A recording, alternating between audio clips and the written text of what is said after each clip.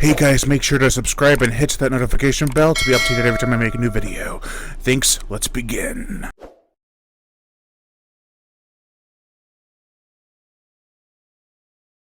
Gives the word cockroach a whole new painful meaning.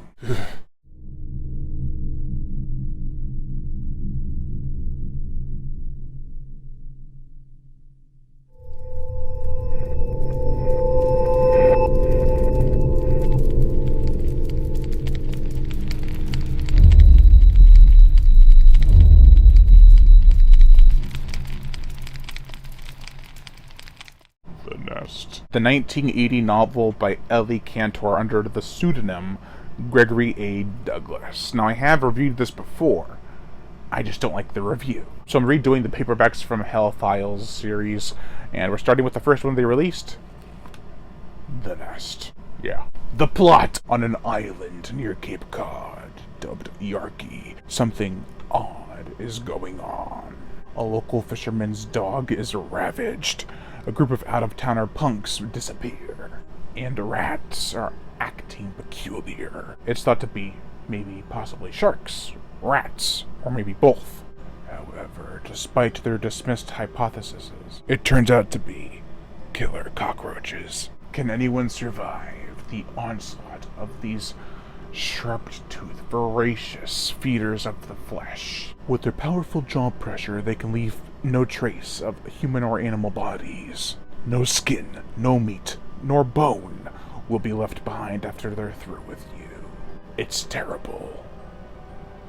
Disgusting. Ellie Cantor, who also wrote The Unholy Smile, which I actually do haven't read it yet, relishes in the science of it all.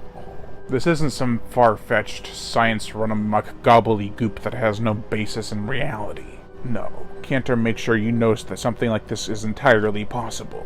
With the two scientists on the island, a level of respect is given to them. They're the leading authorities on insect behavior, and are brought in to help them with their infestation. As scientists, they come up with several hypotheses that could lead to why the roaches are acting freakish and unconventional when it comes to usual roach behavior. They think it's maybe from the new chemical that was sprayed at the dump for the rats. They wonder if it's just nature trying to do what she always does, reset and wipe them out. There's a more natural explanation that kind of involves the former, but I won't spoil it. Hell, they devise a logically sound plan that does lead them to the titular nest. And it made so much sense. The roaches, however, are anything if not cunning, unintentionally or intentional. For now, let's stick with the characters and then move on to the gross stuff. We have Peter Hubbard, who is a man of science and textbook reasoning. In his late 20s, he's already achieved so much from scholarly work and has amassed a proper education. However, he does not look down at those who are not as gifted as he. He takes the time to explain the happenings and what he plans to do, and goes into several long and one quite lengthy discussions about the roaches, and how normal roaches work, and his thoughts on how these ones act similar yet different to the common house roach. He knows that human life is at risk, and doesn't go around flinging his degree every chance he gets. Instead, he's with the townspeople through and through. Elizabeth Carr is a fair, soft, yet intelligent and resourceful woman, who has been in love with Peter for 6 years. Ever since they first met, she was 16 at the time, but has matured into a capable young adult. She is from Yarky, but is actually visiting her uncle while on break from her college life. She's accompanied by her friend Bonnie Taylor, who is a black woman who quickly fits right in with the scurvy dogs. Unlike the college students of today, she doesn't lambaste or disrespect other people's way of thinking. The people of Yarky are old school and respectful towards others and a supportive community, unlike the horror community, usually. It's more of a horror family, you see. I'm getting off track. Everyone knows everyone, and in that, there's a faint air of relatability, as well as respect that I, as a reader, came to appreciate with this town. Of course, most college women, or even men today, won't stand for a woman who cooks, cleans, and supports everyone, and vice versa, but I digress. Anyway, Londa Lindstrom accompanies Hubbard to the island, and it's made clear that their relationship is a strictly professional one. They may have come close a time or two, but nothing ever came of that. Peter clearly has eyes on Elizabeth Carr. Wanda has no problems with that, and is there to find reasons and solutions on why the cockroaches are attacking and how to stop them. She never steps out of line. Sheriff Amos Tarbell is a stern man who always is there to help combat the roaches. He's an understanding lawman who goes along with most of what the scientists have to say. He will question if he has doubts, but most of the time he believes them, no matter how far-fetched or impossible it may seem. Russell Homer is the local garbage man. He works at the junkyard and has aspirations to own a plow, I think. Some sort of truck. He knows some stuff about roaches, but is definitely overshadowed by Hubbard and Wanda. However, they don't belittle him. They treat him with the same respect that they treat the others. Stephen Scott, the selectman, I think? He's the mayor-type character, whose cowardice can be sensed with every single line of dialogue he says, is a scaredy cat. Elias Johnson and Craig Soros are two sea combatant expert sailors. Elias is Elizabeth's grandfather.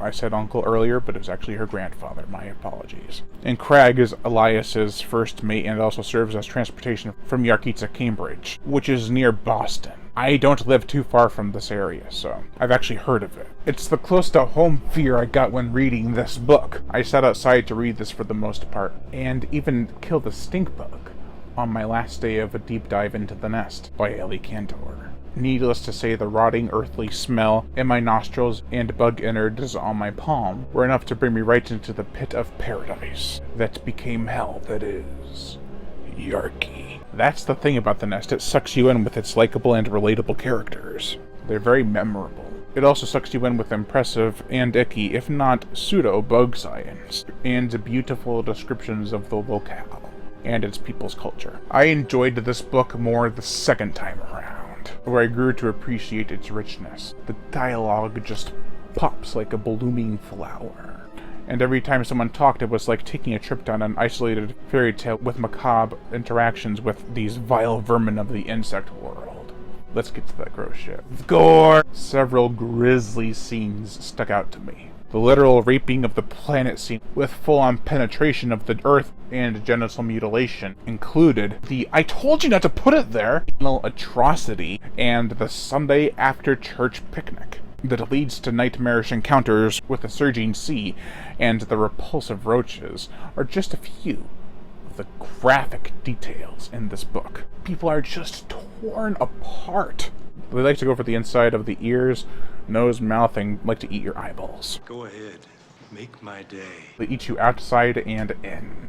There are so many disturbing sequences where there is a ceaseless amount of blood spilling from the human body. The hapless victims. Your face will be their feast. This was a solid banger of a novel, and a great first addition to the Paperbacks from Hell series. While I normally would have mentioned a potential film score, I don't have to, because this book did get a movie adaptation, loosely based off the source material, but it was a fun watch nevertheless, in a trashy B-movie kind of way. I'd say if you're into a novel that delves deep into the gruesome details about roach science and roach feastings, and don't mind the absurdity of it all, then by all means, please read The Nest. It's sometimes hard to stomach, but it's still schlocky enough to have fun with itself. Like a punk fucking a tree. I'm not kidding. Overall, I give The Nest a 3 out of 5.